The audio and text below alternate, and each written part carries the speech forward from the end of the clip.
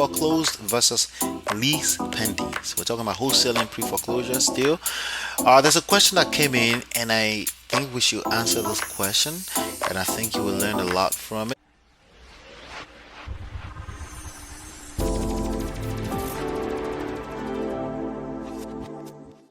Hey, this is Ola coming to you live from my MyEmpirePRO studios. On this episode, we're talking about foreclosed versus LIS-PENDIS. We're talking about wholesaling pre-foreclosure still. There's a question that came in, and I think we should answer this question, and I think you will learn a lot from it. Okay, it has to do with foreclosures, pre-foreclosures, wholesaling pre-foreclosures, which is how I started. It's still my favorite.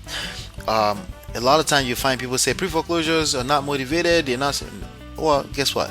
In every segment, either pre-foreclosure, absentee owners, vacant, high equity, any of those things, you still have to talk to the right person, meaning a motivated seller. There's a percentage of them, very low percentage, that's willing to talk to a person like you.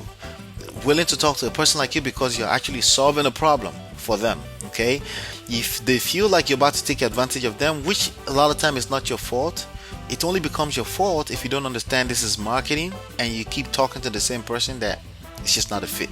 You need to be talking to more people in any given minute. You need to be talking to 100 persons, targeted persons in 1 minute, as opposed to talking to one person for the next 100 minutes. You're wasting time, and this game is about leverage. It's about beating time at its own game. Okay, so with that being said, there's a question. The question says, weird situation for me. I just had someone send me an address to their aunt's house, their aunt's TT's house. She no longer owns. He said the state owns it, so I'm guessing that means it was foreclosed. If that is the case, can I still put it under contract, and how would I do that? Hopefully you can help me. I'm obviously a beginner. Okay, all right, great. So so that's where the title came from: foreclosed versus LIS-PENDIS. LIS-PENDIS is I think it's a French word, I'm not sure, for pending lawsuit. Okay, and what it means is that there's an intention, they filed an intention to foreclose on you at the court. It hasn't been foreclosed on yet. So depending on what state you are in, intent to foreclose and pending lawsuits, which is, they call it LIS-PENDIS, which is pre-foreclosures. This fancy word for pre-foreclosure, they all use them interchangeably. It depends on what state you're in. Okay, foreclosed means they already took the property away, they took the deed away from the owner. Okay, so that means the owner cannot sell you anything, right? Because they don't have the title to the property. They can't sell you anything. Technically they can't. They actually, not just technically, period, they can't sell you. Now there are some redemption period and stuff like that. Redemption period is when you can come up with all the money that you owe and take the property. I think maybe 10-15 days, depends on what state, what county. Just check with your county. There may not be any redemption period in your county. Either way, it doesn't matter. Most people are not going to come up with that money. I'm in New Jersey. It takes about 10 to 12 months on an average, on a regular day, to foreclose on you after you stop payment. So there's all those time of arrears of money that these homeowners own, that they owe, and it's going to be, they owe this money. It's going to be hard to come up with all that money. And even if they come out with the money, is it worth paying it all into a house that it's already proven to be a burden on your financial statement, right?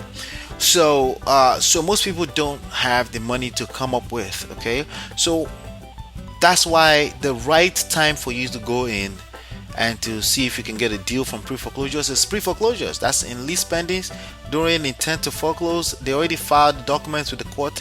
It's now public record. That's why you end up with a pre-foreclosure list. Okay, once a house is foreclosed on, you now have to deal not with the state, unless the state is the lien holder on the property, but with whoever the lien holder is that foreclosed on the property. You now have to deal with that person.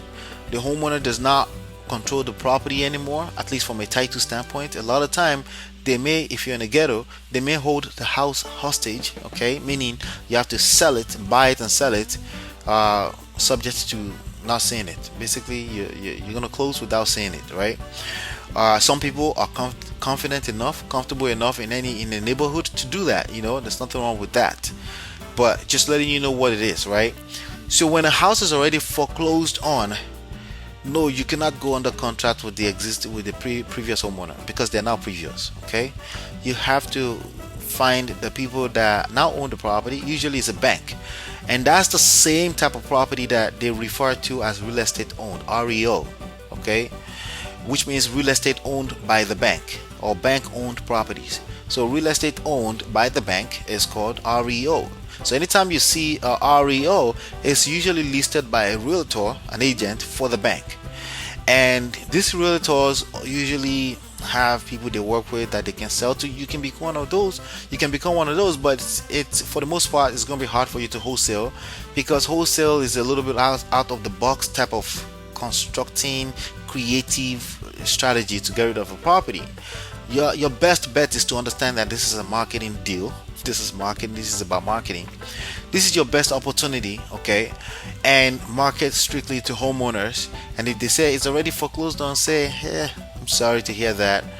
Well, let me know if you know any other person that has a property they need to get rid of. Keep it moving. You should be talking to only 100 people in 1 minute. You should be talking to minimum 100 persons in 1 minute, as opposed to spending the next 100 minutes talking to one person. Don't waste your time. Motivated sellers know who they are. They tell you they can't wait, they need to get rid of it. Sometimes they're on the fence. Sometimes they want to talk to you, but at least they want to talk to you. At least they're on the fence. You can follow up with them, right? But if they're not on the fence, they're already telling you, like, if you don't get out of my face right now, right? Don't waste your time with such people if they give you even any attitude. You don't have time for attitude. You don't have time for that, because there are people waiting in your marketing channel, at the end of your marketing channel, that you can attract, that you can help. Okay, so with that being said, I hope I clarified the difference. I just had someone send me address. Someone sending you addresses is useless. You need to be talking to the homeowner, okay? But the homeowner in this case, like you said, is already foreclosed on, is the state. So it's pointless to be talking to the person that may still be living in the property. It doesn't matter unless they have the money to come up with and redeem the property. And is it safe for you to give them money to go redeem the property? I've heard a few people suggest that sometimes. I think that's a horrible idea. When you're dealing with titles, even of a car, you don't want to be giving up money with no title behind to guarantee it. You don't want to. No. First of all, no savvy investor is going to do that. There may be some investors out there that feel safe. It's a risk for them. It's the highest extreme form of risk, because there's no title that you're putting that's backing up the money you're putting up, and they may decide to turn around and say, hey, you give them a gift, right? You put the money in the account, they have to write a certified check on their name to go redeem the property. So because the bank doesn't want you to do exactly that, if they take the property away, they took it away. Now you have to wait. I don't know how long it takes, depends on the state, a month, 2 months, 3 months before it shows up on the REO, meaning listed by the bank to be sold. All right, so that's how that works. That's the difference between foreclosed and LIS-PENDIS, which is aka pre-foreclosures, or some people call it intent to foreclose, right? When you're in that space, when they're in that space, I think I heard that in Texas, about 2 months is gone. The property is foreclosed on. In New Jersey, I've seen properties take 3 years in pre-foreclosure. That's a great time to come in and bid with the homeowner and negotiate with the homeowner and see if you can purchase the property. All right, so it says if that's the case, can I still put under contract? No, you can't. Okay, how would I do that? No way. Okay, hopefully you understand this. Focus on pre-foreclosures, focus on other forms of distress on a property, like vacancy, out-of-state landlords, tired landlords, because you're dealing with the people. Remember that it's not about the property, it's about the person behind the property, right? High equity, even high equity, your conversation should be like, would you accept this? It should be yes or no for high equity, because majority of them, as you can imagine, knows they have equity, and the last thing they want to do is give it away unless they're in that space themselves. You can't force it. And when they're in that space, you can tell. They'll be like, I don't know. You say, okay, you want me to call you back? I can call you back next week, and we can follow up and make sure that's something you want to do, and then we take it from there. You want to be laid back, have confidence, because they buy into that confidence. If you try to force them or try to it's not going to work. If you try to hard sell people, it's not going to work. It's 2019 and beyond.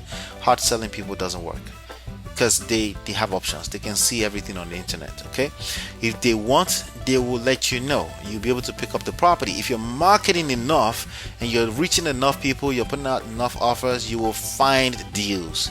People will refer deals to you. I can't tell you how many times people will call me. Like, so somebody called you and gave you an address to an aunt. That's happened to me before, but the aunt was motivated. It was a situation where there was a pre-foreclosure. I had to negotiate. It took 2 months to negotiate. I made some good money from it, about $45,000 from it, from this particular house I'm thinking about. It happened multiple times. But the key thing I'm saying here is that they have to be motivated. So if they're not in pre-foreclosure, don't deal. If they're already foreclosed on, you can't deal anyway. You're dealing with the wrong person. If it's a situation, somebody just send you an address because the house is vacant, I guess you're gonna do your regular vetting and stuff like that, right? All right, so hopefully my voice didn't go down too much during this recording. I'm a little tired, but I wanted to make sure I come here and get this out to you today. Hopefully you've been enlightened and educated. I will see you on the next one. Don't forget to download the book, smartrealestatewholesaling.com, and you get a second free book with that, Real Estate Money Secrets. I'll see you on the next one, and peace.